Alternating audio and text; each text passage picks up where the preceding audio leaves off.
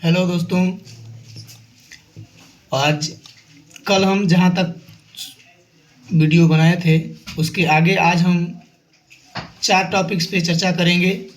पहला हमारा है वर्धी प्रजनन या कायिक जनन। इसके बाद दूसरा है मेंडल के नियम। तीसरा पुष्पी पादपों में दोहरा निषेचन। चौथा नर या मादा जनन तंत्र। तो बच्चों, अब हम चलते हैं वर्धी प्रजनन या कायिक जनन की तरफ। तो वर्धी प्रजनन का डेफिनेशन आप लोग पढ़े होंगे, फिर से एक बार सुन लीजिए। वर्धी प्रजनन, कायिक जनन या कायिक प्रवर्धन, तीनों का मतलब एक ही होता है।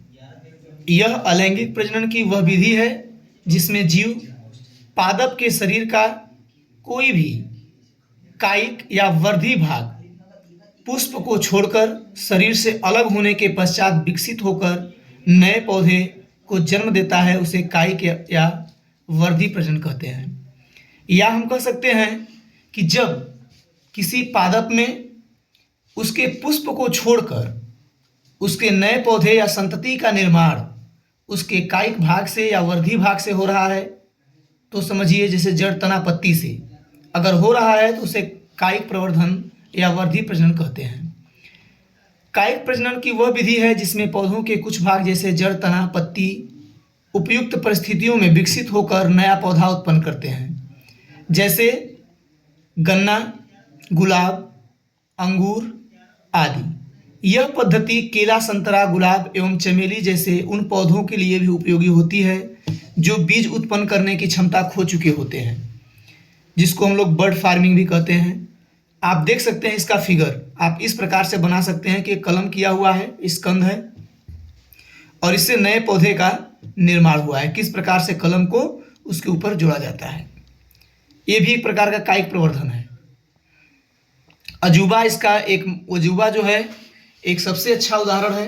अजूबे में आप देखे होंगे कि उसकी पत्तियों को अगर किसी बुक में या कहीं पर रख देने पर किसी मिट्टी के या नमी में अगर वो पाता है तो क्या है, उसमें से नई कलिकाएं निकलने लगती हैं कार्नर से। तो ये जो है कायिक प्रवर्धन है। इसके बाद हम अगला टॉपिक पढ़ेंगे अपना मेंडल के नियम। यह जो है बच्चों सबसे अनिवार्य है, सबसे ज़्यादा एग्जाम में पूछा जाने वाला क्वेश्चन है।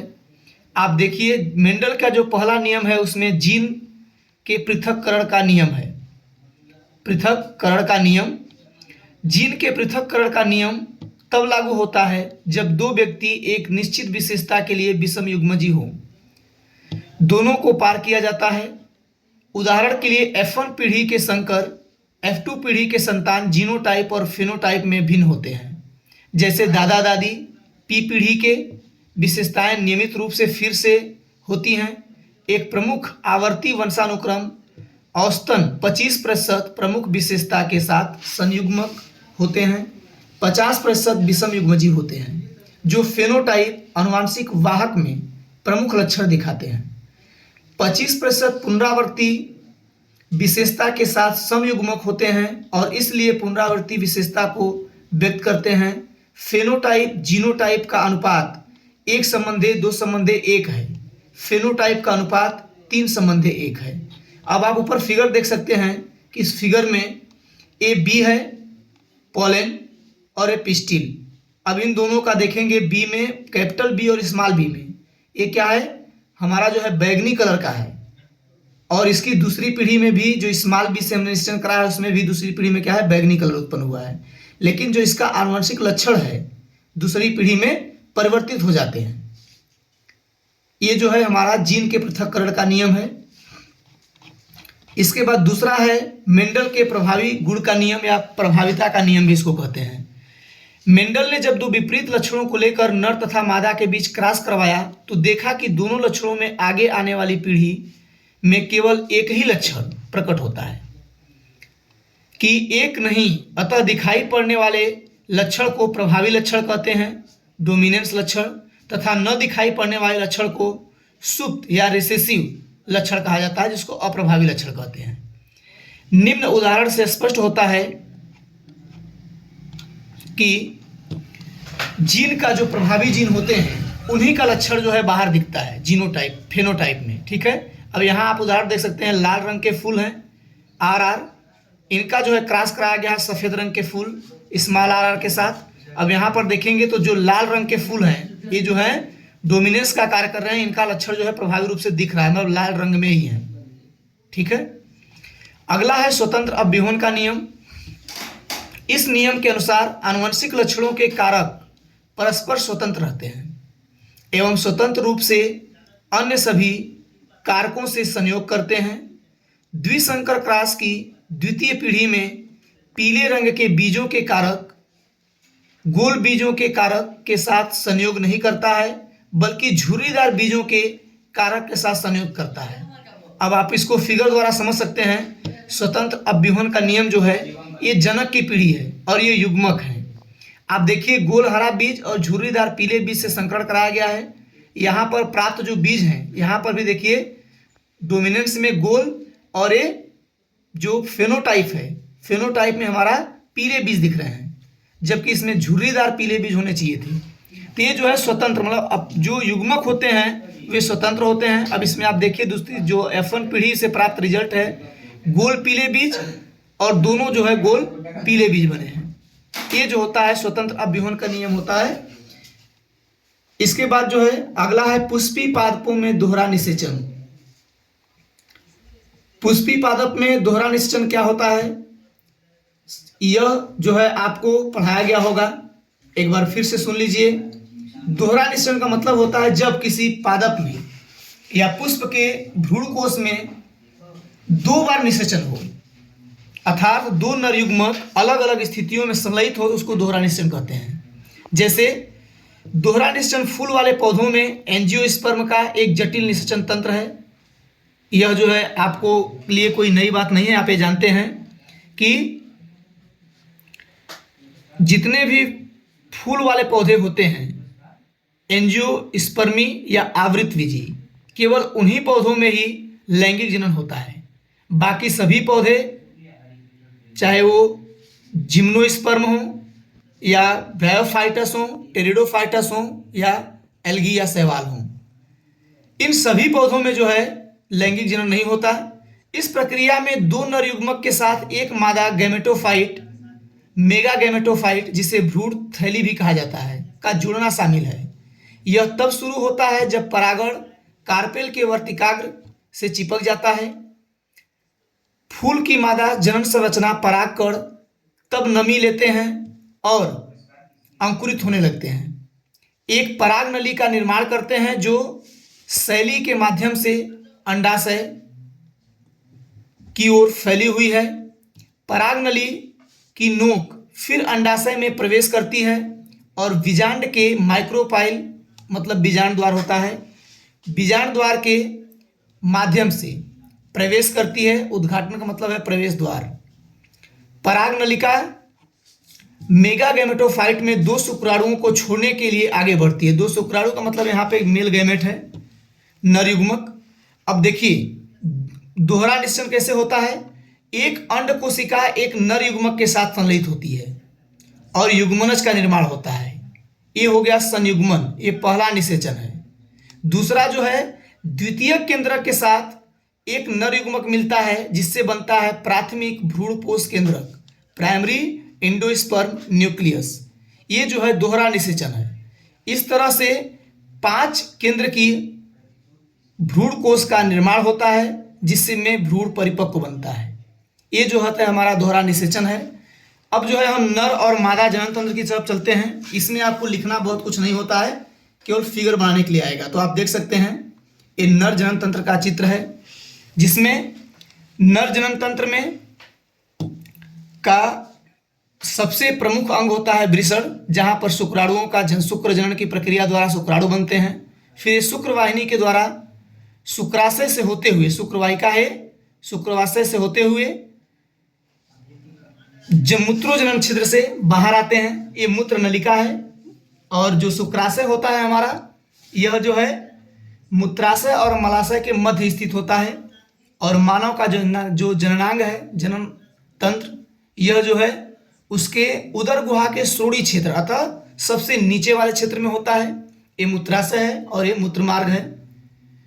इसके बाद अगर मादा की तरफ चलते हैं तो मादा में देख सकते हैं आप 2 जोड़ी दो मतलब कि एक जोड़ी अंडाशय, और अंडाशय जो है मादा जनन तंत्र का प्रमुख भाग होता है, जहाँ पर अंडाणु का या अंड कोशिका का निर्माण होता है, और अंडाणु अंडोत्सर्ग की प्रक्रिया द्वारा निकल करके अंडवाहिनी में जाते हैं, जहाँ अंडवाहिनी में तुम्बिका भाग में जो है इसका निषेचन होता है इस्थमस एम्पुलर कैनाल में। इसके बाद यह ग्रीवा है, गर्भाशय ग्रीवा, जहाँ से गर्भाशय में शुक्राणुओं को छोड़ा जाता है। ये योनि मार्ग है। ये जो है नर जनन तंत्र में, मादा जनन तंत्र में आपको बनाना है। आप इसको देख लीजिए ध्यान से, आपको यही चित्र बनाना है। अब इस चित्र को अगर आप बना देंगे तो आपको पूरे नंबर मिल जाएंगे। ये रेयर में आता है, अगर आ जाता है तो आपको इसको बनाना है, ठीक है। अब आगे चलते हैं। एक क्वेश्चन जो है मनुष्य में लिंग का निर्धारण, ये बहुत ही अनिवार्य है। एक संतान का लिंग नर युग्मक के डीएनए द्वारा निर्धारित किया जाता है। आपको पता होगा कि मनुष्य में जो है डीएनए मनुष्य का मुख्य आनुवंशिक पदार्थ होता है, और सभी आनुवंशिक लक्षणों का जो स्थानांतरण होता है डीएनए के द्वारा ही किया जाता है। पुरुष में जो लिंग गुणसूत्र होते हैं XY हैं, और महिला में लिंग गुणसूत्र जो होते हैं XX होते हैं। नर युग्मक गठन में आधे शुक्राणु भाग लेते हैं। इसका मतलब है कि जो युग्मक होता है वह अगुणित होता है, हेप्लॉइड। इसमें केवल अगुणित कोशिकाएं ही पाई जाती हैं या अगुणित केंद्रक होते हैं।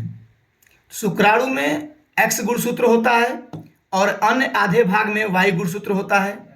मादा युग्मक में केवल X गुणसूत्र होते हैं। अब इस प्रकार से संरचना आप देख सकते हैं। इस संरचना को आपको बनाना है लिंग निर्धारण में, अगर आ जाता है तो। ये XY है, मादा, नर है ये, सॉरी XY नर, और ये मादा है XX। अब XY के साथ मिलकर के अगर मादा का X नर के X के साथ मिलता है तो फीमेल, नर का Y मादा का X मिलता है तो मेल। ये जो है लिंग निर्धारण है। अब मेल चाइल्ड कैसे बनेगा, फीमेल चाइल्ड कैसे बनेगा, आप इसको देख लिए हैं। एक बार मैं वीडियो को फिर शुरू से कर रहा हूँ, आप एक बार फिर से देख लीजिए आपको क्या क्या लिखना है।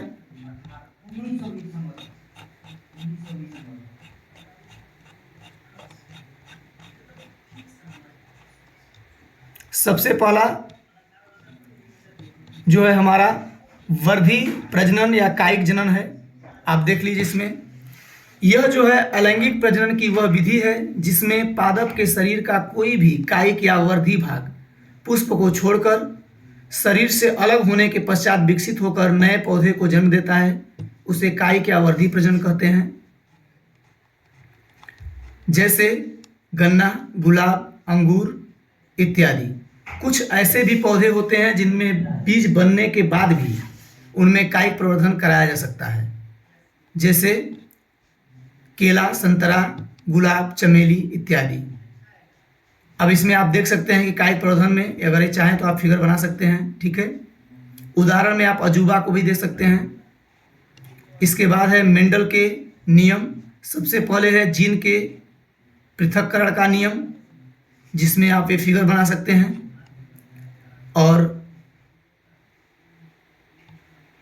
फिगर जो है देख लीजिए ध्यान से, आप इसको ऐसे चाहे तो बना सकते हैं। अगर नहीं बनाएंगे तो केवल B, capital B, small b लिख दीजिए, और इधर भी कैपिटल B, स्मॉल b लिख दीजिए। अब इसका मतलब है कि यहाँ से नर युग्मक ट्रांसफर हो रहे हैं, यहाँ से मादा युग्मक ट्रांसफर हो रहे हैं। अब जो प्रभावी लक्षण है वही प्रभावी लक्षण यहाँ पे दिख रहा है कि किस प्रकार से पीढ़ी में परिवर्तन होता है। अब ये जो है आप इसको देख लीजिए, विषम युग्म जीन किस प्रकार से परिवर्तित होते हैं।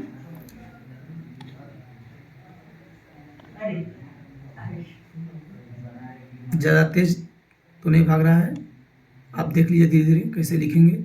अब इनका अनुपात अगर पूछता है तो आप बताएंगे। फेनोटाइप जीनोटाइप का अनुपात जो होता है वो 1:2:1 है। फेनोटाइपिक अनुपात जो होता है 3:1 होता है, क्योंकि दृश्य रूप में आपने देखा होगा कि 3 लाल हैं और 1 सफ़ेद आया है, तो यही जो है 3:1 है। और जीनोटाइप का अनुपात क्या है, 1 जीन इसका, 2 जीन डोमिनेंस, मतलब डोमिनेंस का 2 जीन, और जो रिसेसिव होता है उसका 1 जीन जो है प्रभावी होते हैं। अब मेंडल के प्रभाविता का लक्षण, ये जो है मेंडल ने जब 2 विपरीत लक्षणों को लेकर नर तथा मादा के बीच क्रॉस करवाया तो देखा कि दोनों लक्षणों में से आगे आने वाली पीढ़ी में केवल एक ही लक्षण प्रकट होता है, और लक्षण वही प्रकट होगा जो प्रभावी होगा, और जो लक्षण नहीं दिखाई देते हैं उसको रिसेसिव कहते हैं या अप्रभावी लक्षण होते हैं। इसका उदाहरण भी आप देख सकते हैं इस प्रकार से कि जो सफ़ेद वाले का है अप्रभावी लक्षण है, वो दिख नहीं रहा है, लेकिन ऐसा नहीं कि उसका जीनोटाइप नहीं है, जीनोटाइप इसमें जुड़ा हुआ है। अब आगे देख सकते हैं स्वतंत्र अभ्यूहन का नियम। इस नियम के अनुसार आनुवंशिक लक्षणों के कारक परस्पर स्वतंत्र रहते हैं और स्वतंत्र रूप से भाग लेते हैं। अब इसको जो है आप देख सकते हैं यहाँ पर किस प्रकार से जो हुआ है, ये गोल बीज है, ये झुर्रीदार बीज है, लेकिन आगे आने के बाद फेनोटाइप केवल झुर्रीदार बीजों के रंग जो है झुर्रीदार बीजों के, और जो जीनोटाइप है वो गोल बीजों का हो गया। तो ये जो है इसका स्वतंत्र अभ्यूहन का नियम है।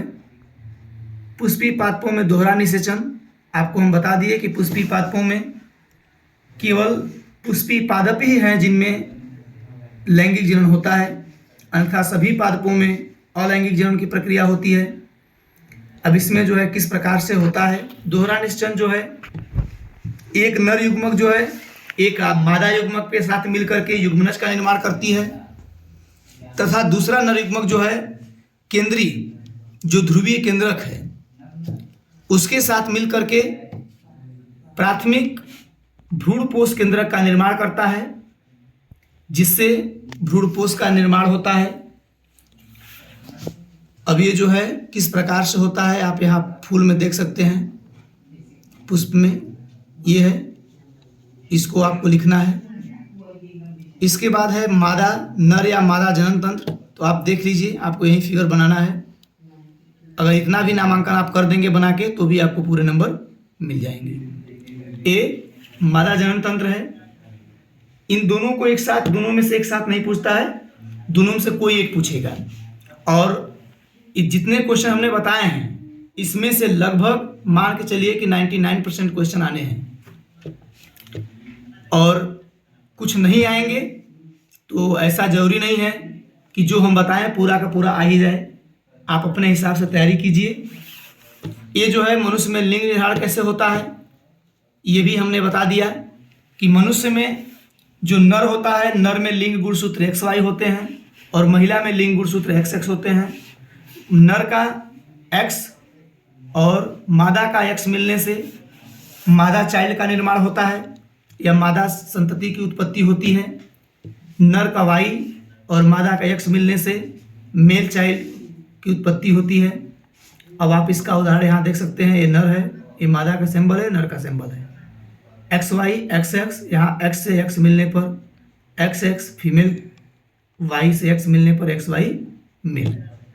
अब इसी के साथ मैं इस वीडियो को बंद करता हूँ और फिर मिलेंगे आपसे अगली वीडियो में। तब तक हमारे चैनल को सब्सक्राइब करना, लाइक और शेयर करना न भूलें। कोई भी क्वेश्चन अगर होता है आपके मन में उठता है तो आप उस क्वेश्चन को हमारे चैनल पे कमेंट के माध्यम से डाल सकते हैं, हम उसका जल्द से जल्द आपको रिप्लाई देंगे। धन्यवाद।